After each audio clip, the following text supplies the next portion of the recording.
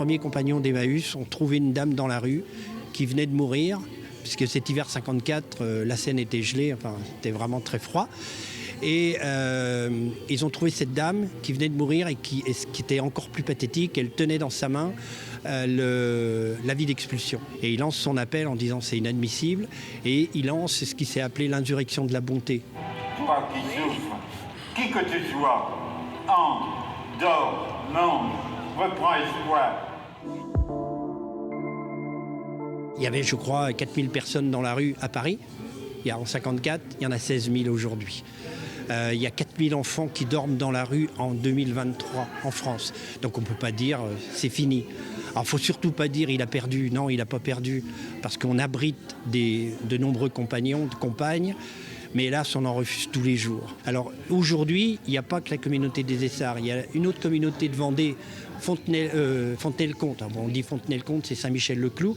C'est 30 personnes hébergées, formées, accompagnées. Nous avons dans chaque communauté une intervenante sociale, des salariés qui organisent. Ils ont un toit, ils ont une nourriture, on les accompagne.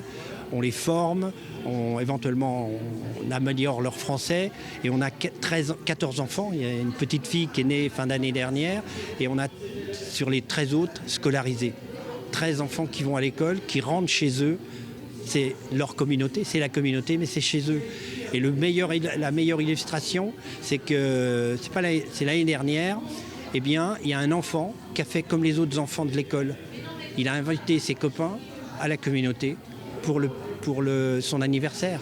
Et bien sûr, quelquefois c'est un peu plus triste, on les accompagne, comme le disait l'abbé Pierre, pour les grandes vacances. On a acheté une maison qui est une maison relais, c'est-à-dire que les compagnons qui ont un job vont dans cette maison. Pendant quelques mois, c'est gratuit. Et après, on leur demande une participation. Et ça leur permet d'avoir un certain temps pour trouver un logement. Et ça a une vertu pédagogique parce que ça les remet dans un cycle avec un salaire et bien sûr des charges. Et puis notre projet depuis longtemps, une dizaine d'années, c'est d'avoir des logements avérés. C'est en développement, mais ça veut dire qu'il faut qu'on ait les moyens de ce développement.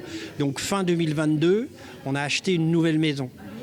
Donc, qui nous permettra, avec des nouveaux travaux, de loger 10-12 personnes de plus.